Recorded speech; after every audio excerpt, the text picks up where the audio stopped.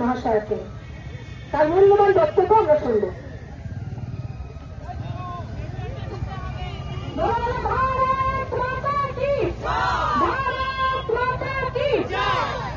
সকলকে নমস্কার।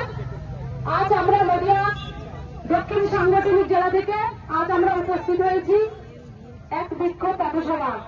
আজ কি উপলক্ষে না আমাদের নারী সুরক্ষা যাত্রা নিয়ে।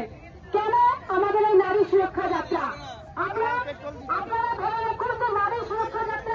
মহিলা মোর্চা জিন্দাবাদ, মহিলা মোর্চা জিন্দাবাদ, মহিলা মোর্চা জিন্দাবাদ, বিজেপি জিন্দাবাদ, মহিলা মোর্চা জিন্দাবাদ, তৃণমূলের আনা হয়েছিল রাজ্যের মুখ্যমন্ত্রীকে ক্ষমতা দেওয়া হয়েছিল, তার কারণ তিনি একজন মহিলা।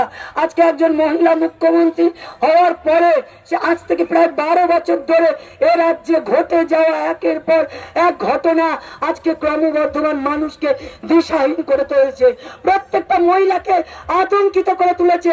আজকে তিনি শুধুমাত্র পশ্চিমবঙ্গকে পশ্চিম বাংলাদেশ বানানোর যে চেষ্টা বা পরিকল্পনা নবান্ন থেকে যে রচনা করছে, আর সেই রচনার বাস্তবায়ন ঘটানোর জন্য তার সমগ্র প্রচেষ্টা আজকে প্রতিদিন কোনো না কোনো নারী